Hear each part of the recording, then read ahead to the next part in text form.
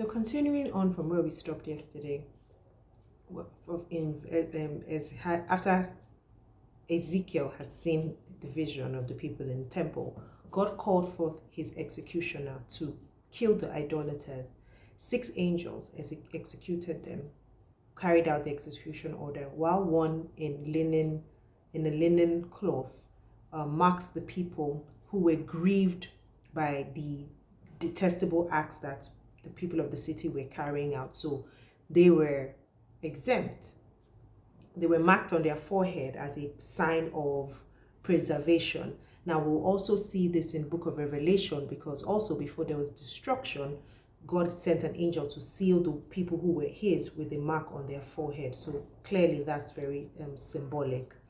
Ezekiel wept so much at the execution because he was afraid that all the people would be wiped out and there would be nobody left. But even Ezekiel should have known God always has a remnant, and obviously there was a remnant. In chapter 10, Ezekiel had a similar vision of the cherubim that he had in the beginning of this book. And we see in that vision, God was getting ready to leave the temple guided by them.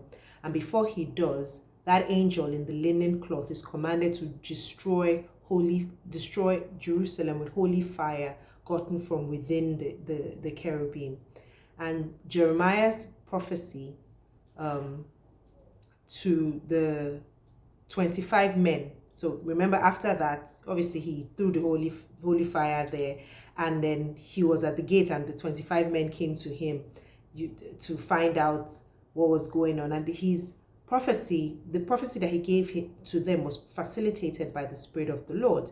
They were obviously feeling the effects of the holy fire, because they made reference of the fact that Jerusalem was a cooking pot and they, the people, were the meat. So they really believed that, they were going to die in Jerusalem. But Jeremiah actually corrects them, because God did not say that. They were going to die, but not in Jerusalem. They were actually going to go to exile, right? But he also prophesied against them, and everything that he had prophesied against them happened in 2 Kings 25:4. But obviously at this time it hadn't happened, but everything that he said did happen, as we already read in 2 Kings. Now God clarified to the people through Ezekiel that the temple wasn't their sanctuary, that he was their sanctuary. And this was in chapter 11 verse 6, because the people believed that the temple, which was Jerusalem, was the sanctuary, and if they were taken away from Jerusalem, they wouldn't be able to worship God anymore. But he let them know that God had a plan to gather them back from exile after they had gone and to the exiles living with him. He told them that he would gather them and restore them to the land. Then God asked Ezekiel to do a dramatization of what would happen to the exiles, in exile, and it was met by nonchalance. So the exiles that were in the town didn't even care about it. They were like, yeah, whatever. They were very unmoved by the things that he acted out and the things that he said to them. They weren't even moved, by the fear. So remember when God said you will eat in fear, in trembling. So their reality was meant to be fear and trembling. And for anyone who is hearing that should perplex you, or make you worry. But they didn't even worry about all of that, because they didn't believe that it would be their reality. And then also they believed that the prophecy was for a time so far off. But God let them know otherwise.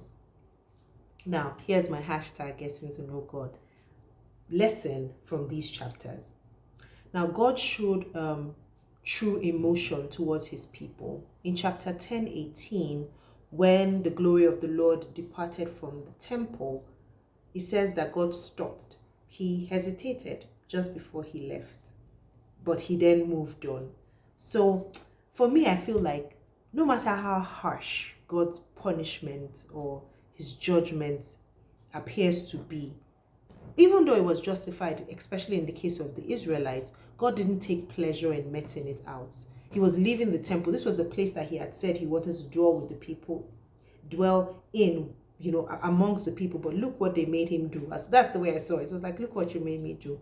Anyway, what's comforting there is that when the glory of the Lord departed, he said he headed east. And what's east? Babylon.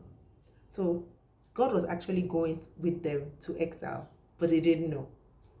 He wasn't abandoning people. It was a sign that he will be there with them even in exile, even after they had broken his heart. What manner of love is this? I still pray every day to be able to fathom, the kind of love that God has for us. But I guess every day as we go deeper into this world, we'll be able to get like little snippets, and hopefully they'll give us a full picture. But if this isn't love, I don't know what this is. Yeah, that was a good lesson for me to learn, and I hope you learned something from it. So yeah, that's it for today. We'll catch up tomorrow, hopefully, God willing, and continue with the story from the book of Ezekiel. Have a wonderful day. God bless you.